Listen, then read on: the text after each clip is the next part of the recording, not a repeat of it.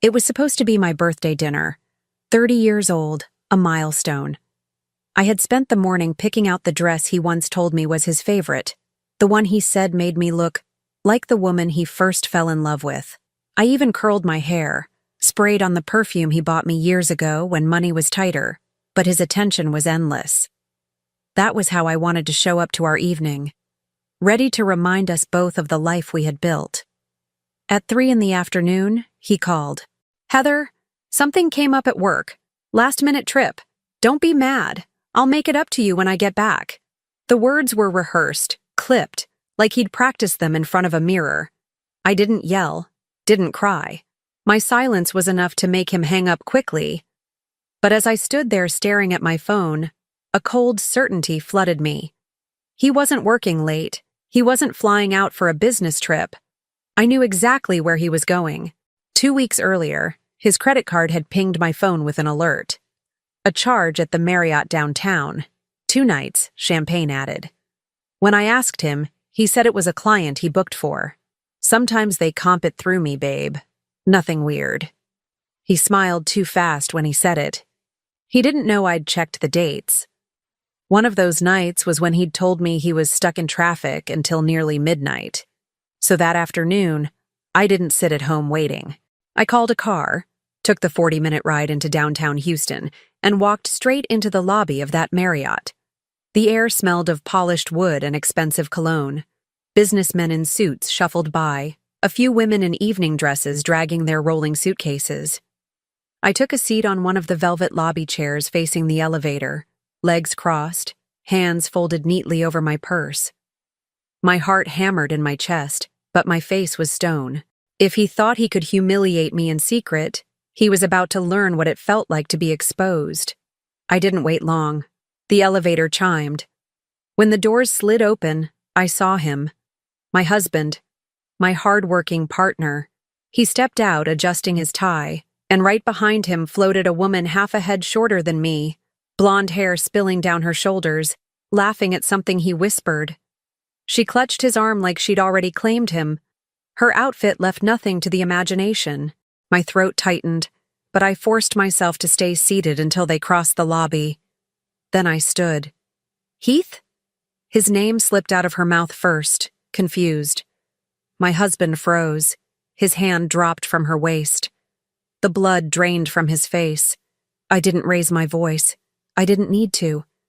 "Going on a business trip, huh?" Heads turned. The receptionist behind the counter went stiff. A man checking in with his teenage son stopped mid-sentence. Even the bartender at the lounge leaned forward, sensing the scene. "Heather," my husband stammered, trying to force a grin that came out crooked. "What are you doing here?" "What am I doing here?" I stepped closer, my heels echoing across the marble. "It's my birthday. I was waiting for you at home, remember? Dinner, plans, a husband who gives a damn. But you? You're here with—" I looked her up and down, letting my silence finish the sentence. The woman's face turned red, but she didn't let go of his arm. "You don't have to do this here," she hissed under her breath, but everyone heard. "Yes," I said sharply. "Here is exactly where I'll do it." I turned to him, and before he could speak again, my palm connected with his cheek. The sound cracked through the lobby like a gunshot. Gasps erupted. His head snapped sideways, eyes watering instantly. He touched his face in disbelief, like he couldn't fathom that I'd actually done it. "That," I said evenly, "is for every lie you told me. For every time I stayed up waiting for you. For every time you swore you loved me while sneaking out like a coward." The mistress dropped his arm then, suddenly very aware of the staring eyes, the whispering crowd. She stepped back as if to distance herself from the blast radius. I leaned in close enough that only he could hear the next words. "This is the last time you'll ever blindside me. From now on, I'll be the one pulling the strings." And then, without another glance at him, I straightened, smoothed my dress, and walked toward the exit. The lobby parted for me like I was royalty, not a woman betrayed. I held my head high, not allowing a single tear to fall until the glass doors closed behind me and the night air hit my face. The humiliation burned in my chest, but beneath it flickered something sharper, colder. A vow. He thought this was the night he broke me. He had no idea this was the night I started planning how to break him. People look at a marriage like mine and think it must have cracked overnight. That's the lie I told myself too, for years, because it was easier than facing the truth. The cracks were always there. I just kept plastering over them. I met him when I was 22, fresh out of college, full of plans. He was already chasing deals, slick in his suits, talking about futures that sounded bigger than both of us. Back then, I thought ambition was love. He said we'd build an empire together, and I believed him. When he asked me to move to Houston for his job, I left behind my parents, my friends, and the little marketing role I'd just landed. "It's just the beginning," he promised. "When I make it, you'll never have to worry." I poured myself into that vision. I worked while he climbed, took double shifts when money ran thin, and when my grandmother passed, I used part of my inheritance to help us buy the house we still live in. It never felt like a sacrifice because I believed it was ours. Every time he came home late, I told myself it was for us. Every canceled date, every missed family event, I made excuses. That's what loyalty looked like to me. We talked about children constantly in those first years. He said, someday, when his career stabilized, when the money was right. Someday kept stretching further away. I wanted a family. He wanted freedom. That was the first time I noticed the distance between what we said we valued and what he actually chose. The warning signs were there. Late-night text messages he swore were from clients. A perfume scent on his shirt that wasn't mine. Business trips that always fell on weekends, birthdays, or anniversaries. But I silenced the voice in my head, convinced myself that doubting him made me ungrateful. I carried the weight of his ambition so he could fly. Still, there were moments when truth clawed its way out. Last Thanksgiving, my younger sister pulled me aside after dinner. She didn't sugarcoat it. "Heather, I saw him. He wasn't alone. Please stop pretending you don't know." I snapped at her, told her to mind her business. Drove home shaking, clinging to the illusion that my marriage was unshakable. But her words lodged in me, festering. Every time my husband smiled and said, "I'm doing this for us," I heard her voice instead. The final blow came 3 days before my birthday. My niece, scrolling on social media like kids always do, stumbled across a photo. Him, at a rooftop bar, glass in hand, leaning into a blonde woman I'd never seen. The caption was nothing but an emoji, a flame, a heart. But it was enough. She showed my sister, who called me immediately. "Heather, I didn't want to tell you like this, but you can't keep looking away." I remember sitting on the edge of my bed, staring at that photo until the screen blurred. It wasn't about the woman. It wasn't about sex. It was about every sacrifice I'd made. Every dollar, every year, every moment of trust I'd given him. Thrown away like it was nothing. That's when the grief hardened into something else. My sister's voice, steady and unflinching on the phone, was the confirmation I couldn't deny. The betrayal wasn't a suspicion anymore. It was fact. And once truth shows itself, you can't unsee it. That was the moment I stopped wondering if he was betraying me and started asking myself the only question that mattered. What am I going to do about it? The night after the hotel scene, I sat alone in the dark of our kitchen, my phone buzzing nonstop on the counter. His name lit up the screen again and again, but I didn't answer. For years I'd been the woman who picked up, who forgave, who listened to his excuses. That Heather was gone. I wasn't going to scream or throw things or chase him for answers. I already had the answers. He'd handed them to me in the lobby, with her arm looped through his. My job now was not to demand an explanation. My job was to dismantle him. I opened my laptop and pulled up our joint accounts. For the first time in years, I didn't just glance at the balance.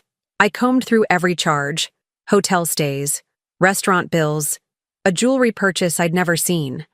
My pulse thudded in my ears, but my hands were steady. With a few clicks, I froze the credit cards. The accounts weren't locked, not yet, but they were under my control. He wouldn't be whining and dining anyone else on my dime again. Then I drafted an email to a divorce attorney I'd bookmarked months earlier in a moment of weakness. Back then, I'd hovered over the send button but never clicked. That night, I hit send without hesitation. I moved next to the safe. Inside, the deeds and documents I'd always trusted him to manage. I pulled them out one by one, spreading them across the table like weapons. The house, the car titles, the business investments. My inheritance wasn't just sentiment. It had funded half of these things. Seeing it in writing reminded me, this wasn't just his empire. It was mine too, and I wasn't about to let him walk away with it. By dawn, I had a plan. Step 1, secure the finances. Step 2, secure the house. Step 3, make sure every move left him reeling. When he finally stumbled home mid-morning, the mistress nowhere in sight, he looked like a man who'd seen a ghost. His tie was loose, his shirt wrinkled, his eyes bloodshot. "Heather, please," he started, voice cracking. "Let me explain." I didn't bother looking up from the box I was packing in the living room. "You've explained enough." He stepped closer, desperate. It wasn't what it looked like. "I made a mistake, a stupid mistake, but I can fix this. Don't do anything rash." I closed the box and taped it shut. "Rash? You think this is rash?"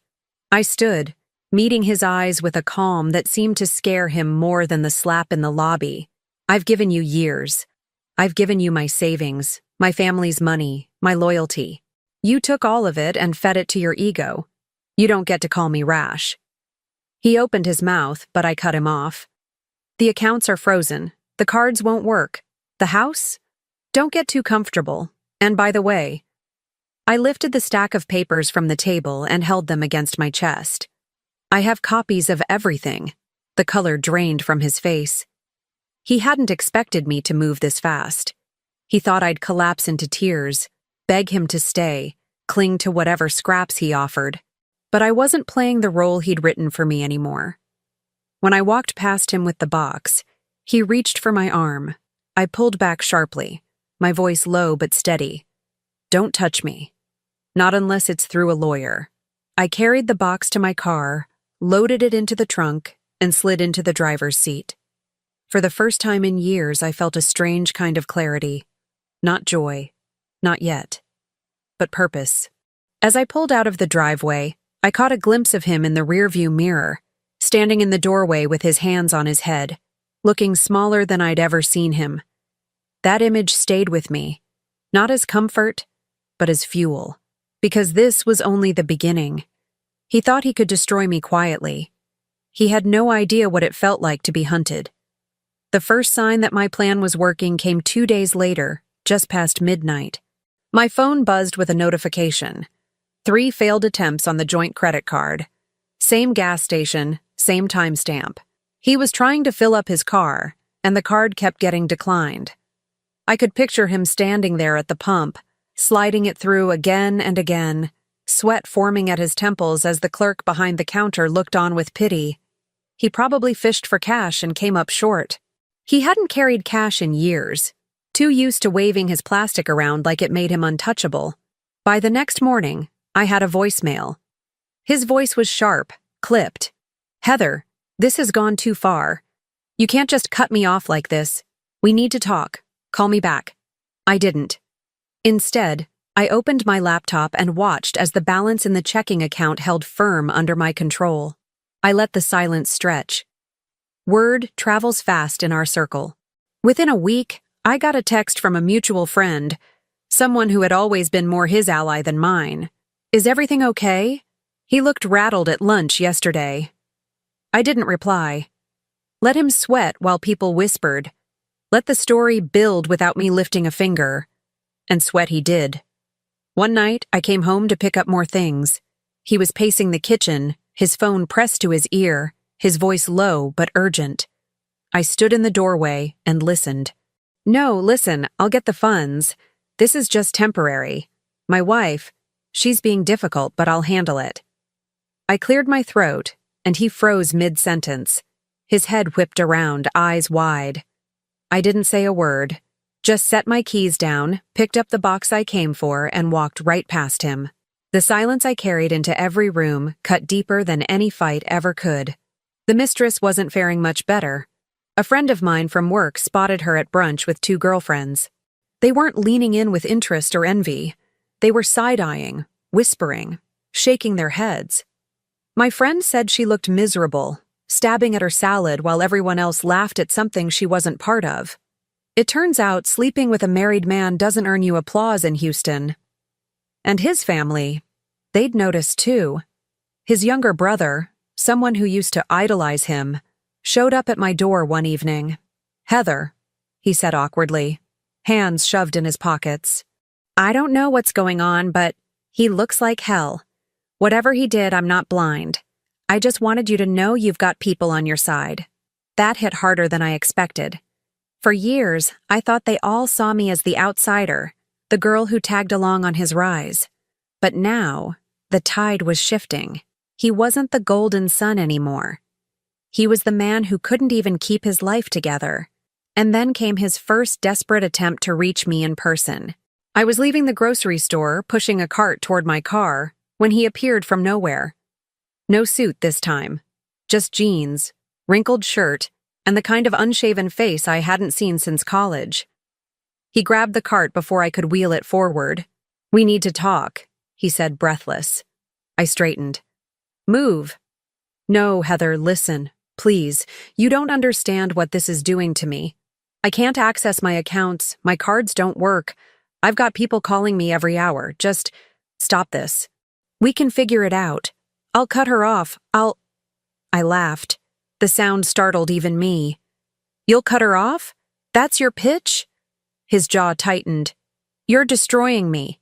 "No," I said, locking eyes with him. "You destroyed yourself. I'm just making sure the wreckage lands where it belongs." He let go of the cart like it burned him. People nearby were staring. A mother with a toddler paused, frozen in place. A man with bags in hand raised his eyebrows. The humiliation washed over him in real time. I loaded my groceries into the car with deliberate calm, every movement a reminder that he no longer controlled the narrative. When I shut the trunk and turned back, he was still standing there, deflated, like a balloon losing air. That was the moment I realized he wasn't just losing money or reputation. He was losing the script of his life, the one where he was always the hero, always the one in charge, always the man people looked up to. Now, for the first time, he was the one everyone pitied. Driving away, I caught a glimpse of him in my rearview mirror, shoulders slumped, staring at the asphalt like it could give him answers. I almost felt sorry for him. Almost. But pity doesn't build justice. Consequences do. And this was only the opening act. I didn't plan it. Not exactly. But sometimes life hands you the perfect stage. His mother invited me to Sunday dinner, the one she still insisted on hosting every few weeks. Normally I would have declined, too raw, too soon, but something in her voice made me pause. "Heather," she said quietly, "come, please. It's time." So I went. The house was crowded, warm with the smell of roast chicken and garlic bread. His parents, his brother and sister, even a couple of cousins. I walked in and felt their eyes flicker to me with relief, like I was still part of the family no matter what he'd done. And then he showed up. Late, as usual, but not alone. She walked in behind him, the mistress, trying to keep her head high, though she looked like she'd rather be anywhere else. The room went dead silent. His mother dropped the serving spoon back into the pan with a clatter. His father's jaw locked. My chest burned, but instead of breaking, I smiled. A calm, icy smile that promised something no one else could see coming. He cleared his throat. "Everyone, this is—" I cut him off. "We know who she is." Gasps rippled around the table. His mistress shifted uncomfortably, her hand twitching toward his arm, but he didn't take it. His face was already flushing crimson. I rose slowly from my chair, taking my glass of water with me.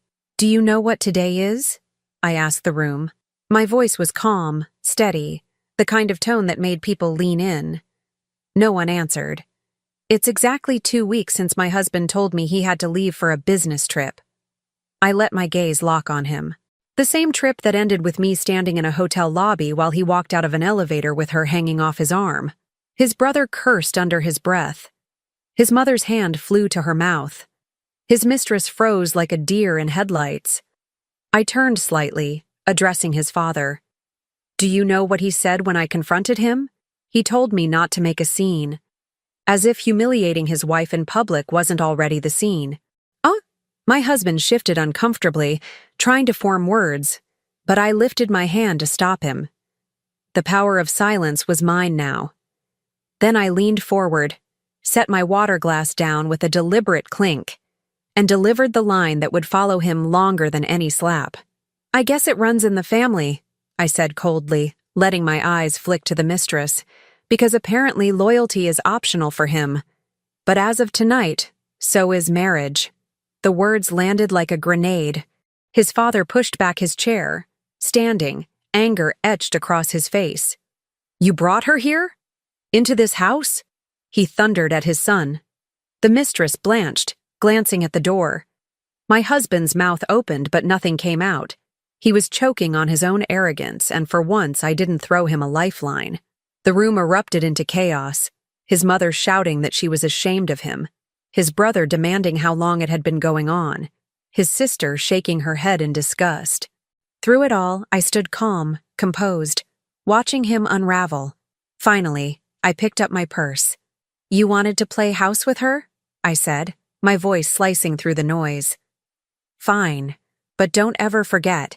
You lost a wife, a family, and your dignity in one night. And you'll never get any of them back. And then I left. By the time I reached my car, my phone was already buzzing. A text from a cousin. Everyone is talking. You destroyed him. Another from his brother. He deserved every second of that. Don't stop. It didn't take long for the story to spread. Someone had recorded part of the confrontation on their phone. My line about loyalty being optional. It started bouncing around group chats, then Facebook, then wider. Within days, I overheard two women in line at the coffee shop whispering about the guy who brought his mistress to Sunday dinner. The humiliation wasn't just personal anymore. It was public, viral in its own quiet way. His colleagues saw it. His neighbors whispered. His reputation, the one he'd built brick by brick, was crumbling under the weight of his own choices. And the mistress? She didn't last long after that. Word was she left him a week later, humiliated by the backlash, tired of being the punchline. He was left alone with nothing but his excuses. For me, it wasn't about the gossip. It was about taking back the power he'd stolen, about making sure the world saw him for what he really was. He thought the hotel lobby was the worst I could do, but Sunday dinner proved otherwise. And the best part? I hadn't even started my real war yet. He tried to fight back. I'll give him that. After the Sunday dinner fiasco, he must have realized his reputation was slipping. The calls started, mutual friends telling me he'd been explaining himself, painting me as vindictive, unstable, bitter. He claimed the hotel incident was misunderstood. He told people I'd blown things out of proportion, that the mistress was just a friend, a colleague, nothing more. And then he went public. 2 weeks later, a video appeared on his Facebook page. He sat in his office, shirt ironed crisp, voice rehearsed. I want to address the rumors, he began, with the solemn tone of a politician caught in a scandal.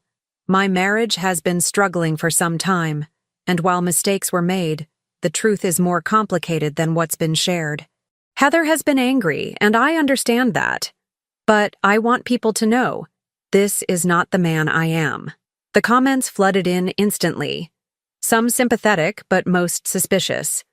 People love a performance, but they love receipts even more. And receipts I had in spades. I didn't even have to post them myself. My sister, bless her bluntness, had saved screenshots of his late-night texts to me, the ones where he promised he was working late while the timestamp showed a charge at the Marriott bar. She uploaded them to a private group first, and from there, they spread like wildfire. Out of town tonight, babe. Don't wait up. Sent 11:47 p.m. Matched with his credit card charge for champagne at the same time. Then came the photo my niece had saved. the rooftop shot of him with his mistress. It was nothing explicit, but the body language said everything. He was leaning in close, smiling the way he used to smile at me when we were young and broke and still in love. Once those leaked, his carefully crafted, misunderstood husband image shattered. Twitter picked it up next. Someone cropped my Sunday dinner line. Apparently loyalty is optional for him, and paired it with the screenshots. It spread fast, slapped with a hashtag that burned through the feeds. Optional loyalty. Within a week, it wasn't just family gossip. It was co-workers sharing memes. A client pulled out of a contract, citing reputational concerns. His LinkedIn comments turned sour, former colleagues hinting they weren't surprised. The man who had once bragged about being untouchable was now the butt of a viral joke. And me? I stayed silent. That was the beauty of it.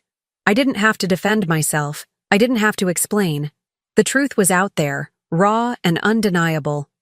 Every attempt he made to spin the narrative only tightened the noose. The mistress tried to salvage herself too. She posted some vague Instagram story. People only know half the story. Don't judge what you don't understand. It backfired immediately. Comments flooded in calling her delusional, selfish, a homewrecker. By the end of the week, her account was private. He showed up at my door one evening, furious. "You think this is funny? You're ruining me." His voice cracked, a mix of rage and desperation. "Do you know how many calls I've gotten? Do you know what this is doing to my career?" I stared at him from the threshold, arms crossed. "You did this to yourself." He stepped closer, lowering his voice. "You don't understand. I can't fix this if you keep letting people post." "Letting people?" I laughed. "You think I'm behind every leak?" Newsflash. People are finally seeing you for who you are. I don't have to orchestrate it. You're broadcasting your own downfall. He slammed his fist against the doorframe, then froze when he realized my neighbor was watching from across the street. His mask slipped again, and I saw the panic underneath. The panic only grew. A week later, an anonymous Reddit thread appeared with more details. Screenshots of him messaging multiple women, flirting, offering to mentor them over drinks. The thread blew up, shared across platforms. Screenshots don't lie, and the usernames matched his old emails. His denials didn't matter anymore, and the hashtag kept spreading. Optional loyalty became shorthand for cheaters, a meme people used when calling out betrayal. His name was attached to every version of it. I knew then that his war was over. He wanted to control the story, but in the digital age, stories don't belong to the guilty. They belong to the audience. And the audience had made its choice. I wasn't just his ex-wife anymore. I was the woman who had exposed him. And he wasn't the charming, ambitious man people admired. He was a punchline, a cautionary tale. The irony wasn't lost on me. He had spent years chasing status, networking, building an image. And in a matter of weeks, he became a viral joke that erased every ounce of credibility he'd ever fought for. That was the cost of betrayal in the modern world. Not just whispered shame, not just family dinners ruined. It was total exposure, a brand demolished, a reputation drowned in receipts and hashtags. And as I watched him spiral, scrambling for a defense that didn't exist, I realized the revenge I'd chosen wasn't just personal. It was public. His downfall wasn't hidden in divorce papers or private fights. It was written across screens, shared by strangers, immortalized in digital ink. And I wasn't finished yet. The court filings went in on a Wednesday morning. My lawyer, a woman with eyes like sharpened steel, slid the packet across the table for my signature. "Once we file this, Heather, it's going to move quickly. Are you ready?" I thought about the hotel lobby, about the Sunday dinner, about every night I lay awake while he spun stories. My pen hit the paper without hesitation. I've been ready for years. Within days, he was served. He called me 13 times in one afternoon, each voicemail more frantic than the last. The calm arrogance he'd carried for years had cracked into something ugly, rage mixed with begging. "You can't just take everything. I built this life. Please, Heather, Think about what you're doing. But I didn't just think. I planned. And every plan came with precision. The first strike landed in his wallet. The judge issued a temporary freeze on major assets until the division could be sorted. That meant his accounts, what was left of them after I cut him off, were under scrutiny. The house, half in my name thanks to my inheritance, was secured under my control. He couldn't sell, couldn't leverage, couldn't touch it. The second strike was his car. The luxury sedan he loved showing off at client meetings. It was leased under both our names. My lawyer made sure the payments were suspended pending proceedings. A month later, the dealership repossessed it. He was left scrambling for rides, borrowing from friends who soon grew tired of the circus that followed him everywhere. But the third strike cut deepest. Custody. We didn't have children of our own, though for years I had begged him to take that step. What we had was my niece, the girl I'd practically raised since my sister's health collapsed. She was 17 now, more daughter than niece, living with me full-time. He had loved to play the role of father figure at dinner parties, bragging about how he supported us. But when the court saw the truth, the receipts of his affairs, the neglect, the financial instability, any chance of him demanding legal guardianship evaporated. The judge granted me sole authority, his parent title stripped in an instant. That wasn't just a legal loss. That was emotional. That was personal. His family began peeling away, too. His mother, who once smoothed over his mistakes with gentle excuses, stopped returning his calls. His father, a man of old-school pride, showed up at my door one evening. "I raised him better," he said flatly, standing stiff in my entryway. "What he did to you, to this family, it's unforgivable." The weight of those words wasn't lost on me. He wasn't just disappointed, he was done. Even his brother, who had once been his shadow, cut ties. I heard through mutual friends that he told him point blank, "You embarrassed all of us. Don't call me again." Every bridge he thought he could run across was burning behind him. Financially, the collapse accelerated. The court filings brought his spending under review, and the leaked receipts didn't just damage his reputation, they damaged his credit. Creditors started calling. Business contacts pulled out of deals, not wanting to be associated with his name. The ripple effect was brutal. He tried to fight back, of course. Filed counterclaims accusing me of emotional cruelty, as if standing up for myself was abuse. The judge saw through it instantly. My lawyer shredded his case with a smile that told me she'd done this 100 times before. Every attempt he made to regain footing only sank him deeper. The mistress, long gone by now, had vanished without a word. He showed up to hearings alone, crumpled suit, papers spilling from a cheap briefcase. Gone was the polished man who once dazzled boardrooms. What stood in front of me now was a hollow version, desperate and unraveling. The final blow came when the divorce was finalized. The court awarded me the house, the bulk of savings tied to my inheritance, and half his retirement accounts. He was ordered to pay legal fees on top of everything else. He left with a fraction of what he'd once flaunted, his empire reduced to ashes. The day he moved out for good, I stood by the window as a beat-up truck pulled up. No moving company. Just him and 2 friends loading boxes into the back. I saw the humiliation on his face as neighbors peeked from their porches whispering. The man who once strutted through this neighborhood as if he owned the world was now leaving in disgrace. He didn't look up at me, but I didn't care. That wasn't my problem anymore. By the end of the summer, word spread that he was renting a dingy apartment on the outskirts of town, living paycheck to paycheck after losing clients. He had gone from tailored suits to discount racks, from fine dining to takeout pizza. Every pillar of support, financial, familial, social, was gone. I didn't celebrate. Revenge wasn't about champagne toasts or victory parades. It was about balance.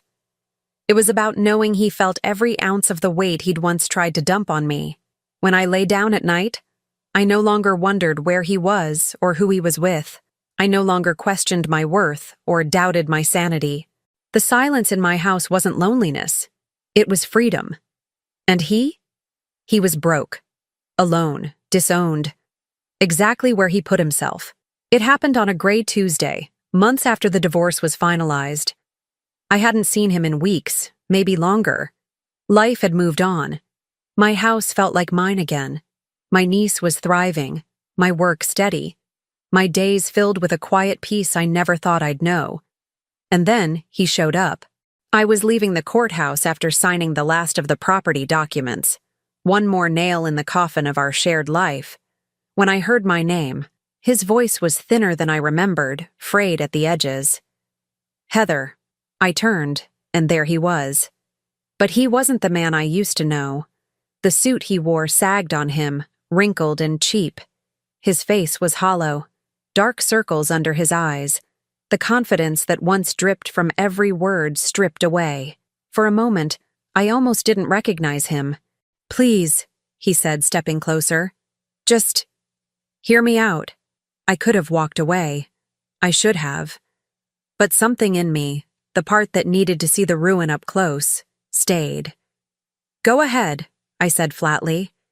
He swallowed hard, eyes darting to the ground before meeting mine again. "I know I messed up. I know I lost everything. But Heather, you and we had years together. You can't just erase that. I'm not asking for money. I'm not asking for the house. I just want a chance to make things right. To start over." I stared at him silent. He rushed on, words spilling like water through cracked hands. "I don't sleep. I don't eat. I can't face people anymore. I lost the business. I lost my family. And," his voice broke, "I lost you. Please don't leave me like this. You're the only one who can help me put myself back together." The irony was almost laughable. All those years I begged him to come home, to prioritize us, to give me more than scraps of his attention. He ignored me, dismissed me, acted like I was an accessory to his life. Now he stood in front of me, broken, begging for the very thing he had always denied me. "You want me to fix you?" I finally said. He nodded quickly, desperation written across every line of his face. "Yes, just give me one more chance. I can change." For a brief moment I studied him, not with longing, not with pity, but with clarity. This wasn't love. This wasn't redemption. This was a man drowning, clutching for the nearest thing that once kept him afloat. And I refused to be his lifeline. "You had your chances," I said quietly. "You had more than most men ever get. And every single time, you chose yourself over me." He flinched like I'd struck him. I was stupid. I was selfish. But I see it now. Heather, I see it all now. I can't live like this. I took a step closer, lowering my voice so only he could hear. "Then don't. But don't you dare think I'm here to save you. I saved myself the moment I walked out of that hotel lobby. You're standing in the ruins of your own choices." His eyes glistened. And for a second, I thought he might collapse right there on the courthouse steps. "So that's it?" he whispered. "After everything?" I let the silence stretch, heavy, final. Then I delivered the only words he'd remember for the rest of his life. "You're the architect of your own destruction." I turned on my heel and walked away. I didn't look back. I didn't need to, because the sound of his silence behind me, the weight of it, told me everything. He had nothing left. No family, no money, no allies. And most importantly, no me. That was the end. Not with rage, not with a scream, but with a boundary so sharp it could cut through the years. A line drawn in stone. As I stepped onto the sidewalk, the gray sky broke open with sunlight. For the first time in a long time, I felt the warmth of it on my face without shadows trailing me. And I knew. I had won. A year later, my life barely resembled what it once was. The house that had once felt like a cage became a sanctuary. I repainted the walls, tore down the heavy curtains he'd insisted on, and filled the rooms with light. Every corner carried my signature now, plants thriving on the windowsills, photos of my niece smiling at milestones he never showed up for, books stacked in the living room that reflected my interests, not his. For the first time in years, my home felt alive because it finally reflected me. Financially, I stood taller than ever. The divorce settlement had secured my share, but I didn't stop there. I took the marketing skills I'd once sidelined for his career and poured them into my own freelance work. What started as small projects blossomed into a full roster of clients. I wasn't just surviving, I was thriving, building a business on my own terms. There was pride in every invoice, every paycheck that came with my name on it alone. My niece flourished too. College applications went out in the fall, and when she got her first acceptance letter, we celebrated with cake in the kitchen, just the two of us, laughing until our sides hurt. She hugged me hard and whispered, "I wouldn't be here without you." That meant more than any vow my ex ever made. Because while he chose betrayal, I chose commitment. To her, to myself, to a future worth fighting for. Sometimes people ask if I miss him. The truth, I don't.